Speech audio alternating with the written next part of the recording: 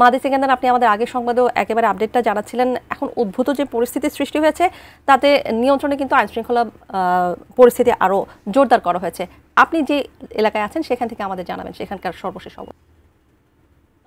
এই মুহূর্তে সংসদ ভবনের যে মানিক মিয়া এভিনিউ এবং সেখানে একদমই মানে পরিবেশ পরিস্থিতি যে উত্তেজনা ছিল সেটি নেই, স্বাভাবিক পরিস্থিতি, যান চলাচল করছে। একটু দেখানোর চেষ্টা করব সেনাবাহিনী সহ আইনশৃঙ্খলা রক্ষাকারী বাহিনীর অতিরিক্ত যে সদস্য সেটি মোতায়েন করা হয়েছে এবং এই মুহূর্তে এই সড়ক দিয়ে বাস না সেভাবে না চললেও রিক্সা, ছোট গাড়ি বা অন্যান্য যে যানবাহন আছে সেগুলো চলছে, সিএনজি চলছে, তবে ভারী যান সেগুলো আপাতত চলাচল বন্ধ আছে। এবং এখানে জুলাই যোদ্ধাদের যে আন্দোলন পরবর্তী যে পরিস্থিতি সেই বিষয়টি এখানে একদমই নেই। এখানে উৎসুক কিছু জনতা আছে যারা এসেছেন এই পরিস্থিতি জুলাই সনদের স্বাক্ষর অনুষ্ঠান দেখবার জন্য, গণমাধ্যম কর্মীরা আছেন। এছাড়া একদমই স্বাভাবিক পরিস্থিতি বিরাজ করছে। বৃষ্টির পরে এই মুহূর্তটিতে আসলে এখানে উত্তেজনা নেই। আরেকটি বিষয় জানিয়ে রাখি, জুলাই সনদ স্বাক্ষরের যে অনুষ্ঠানটি সেটি প্রেস উইং থেকে অর্থাৎ প্রধান উপদেষ্টার প্রেস উইং থেকে জানানো হয়েছে এটি আনুষ্ঠানিকতা যে সময়ে হওয়ার কথা ছিল 4টার দিকে সেটি একটু বিলম্বে অনুষ্ঠিত হবে। তবে এই যে আয়োজনটি, সে আয়োজনের যে প্রস্তুতি সেটি নিয়ে কোনো কার্পণ্য নেই এবং আইনশৃঙ্খলা রক্ষাকারী বাহিনীর সদস্যরা এখন এই মুহূর্তে এই জায়গাটি নিয়ন্ত্রণে নেওয়া অর্থাৎ মূল যে ফটকটি আছে সেই ফটকটি নিয়ন্ত্রণে নেওয়ার কাজটি করছেন। এবং একই সাথে যেহেতু একটি ঘটনা ঘটে গেছে ধাওয়া পাল্টা ধাওয়া জুলাই যোদ্ধাদের সাথে এবং তারপরে আগুন ধরানোর মতো ঘটনা, টিয়ার সেল এবং সাউন্ড গ্রেনেড সহ এই বিষয়গুলো আসলে এখানে একটা ভীতিকর পরিবেশ সৃষ্টি করেছিল এবং এটি একই সাথে এটি উদ্বেগেরও ছিল এই ঘটনার পরে আসলে জুলাই সনদ স্বাক্ষরের যে আনুষ্ঠানিকতা সেটি হবে কিনা। সে জায়গা নিয়ে অনিশ্চয়তা কিছুটা কেটে গেছে, যেহেতু প্রধান উপদেষ্টা প্রেস উইং থেকে এটির আনুষ্ঠানিকতা শুরুর বিষয়ে বলা হয়েছে যে কিছুটা বিলম্বে শুরু হবে, অর্থাৎ শুরু হবে এখন পর্যন্ত, এটি আমাদের কাছে যে তথ্য।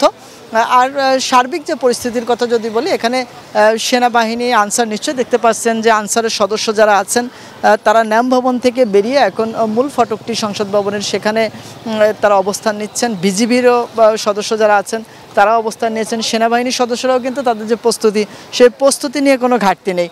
তো এই জায়গাটিতে স্বাভাবিক পরিস্থিতি, যে ঘটনাটি দুপুর 1:30 নাগাদ ঘটেছিল, তারপর ধাওয়া পাল্টা ধাওয়া এবং উদ্ভূত যে পরিস্থিতি সেটি থেকে এখন একটা স্বাভাবিক পরিস্থিতিতে আসছে। এবং তা নিয়ে আপনি নিশ্চয়ই জানেন যে আজ 30টি রাজনৈতিক দলের যে জুলাই ঘোষণাপত্রে স্বাক্ষরের তাদের যে আসার কথা সেটি রয়েছে, তবে জাতীয় নাগরিক পার্টি তারা এখন পর্যন্ত এই ঘোষণাপত্রে তারা স্বাক্ষর করবে না। তো আরেকটু আপনাকে মানিক মিয়া এভিনিউয়ের যে দৃশ্য আরেকটু দেখাতে চেষ্টা করি। অপর প্রান্ত অর্থাৎ খামারবাড়ি যে প্রান্তটি রয়েছে সেই প্রান্ত গাড়ি চলাচল করছে এবং সেই জায়গাটিতে নিশ্চয়ই দেখতে পাচ্ছেন জনসমাগমের যে বিষয়টি সেটি একদমই নেই, অনেকটা নীরব ফাঁকা। এমনিতেই শুক্রবারে সাধারণত এই দুপুরের পরে এই সময়টিতে এরকমই থাকে।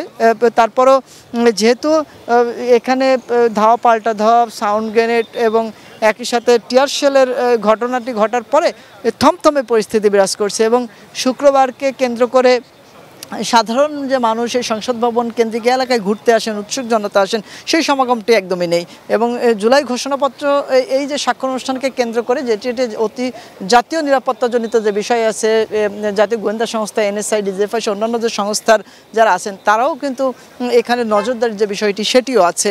এবং এখানে সার্বিকভাবে জাতীয় নিরাপত্তাজনিত কারণে আসলে সরব উপস্থিতি আইনশৃঙ্খলা রক্ষাকারী বাহিনীর। আরেকটি বিষয় জানিয়ে রাখি, এখানে জুলাই যোদ্ধাদের যে সকাল 10:30 নাগাদ তারা এই মূল ফটকটি দিয়ে এবং একই সাথে প্রাচীর টপকিয়ে সংসদ ভবনের মূল ভেন্যু অর্থাৎ সংসদ ভবনের সামনে যে জায়গাটিতে জুলাই সনদ স্বাক্ষরের জন্য নির্ধারিত সেখানে যে আসনগুলোতে তারা জুলাই যোদ্ধারা দখল করে নেয় এবং তারা এই যে আয়োজন সে আয়োজনের বিরোধিতা করে এবং সেই বিরোধিতার কারণে পরবর্তীতে তাদেরকে আইনশৃঙ্খলা রক্ষাকারী বাহিনীর পক্ষ থেকে এবং একই সাথে জুলাই সনদ স্বাক্ষরের যারা জাতীয় ঐকমত্য কমিশন তাদের পক্ষ থেকে তাদের সেখান থেকে সরে যেতে বলা হয়। কিন্তু তারপরও তারা সেই জায়গাটিতে অবস্থান নেওয়ার কারণে পুলিশ বাধ্য হয়ে তাদেরকে জোরপূর্বক সংসদ ভবনের যে মূল ফটকটি আছে আমার পেছনে, সেই ফটকটি দিয়ে তাদেরকে বের করে দেয়। এবং সংসদ ভবনের মূল ফটকের সামনে জুলাই যোদ্ধারা ছিলেন, যারা ভেতরে প্রবেশের চেষ্টা করছিলেন তারা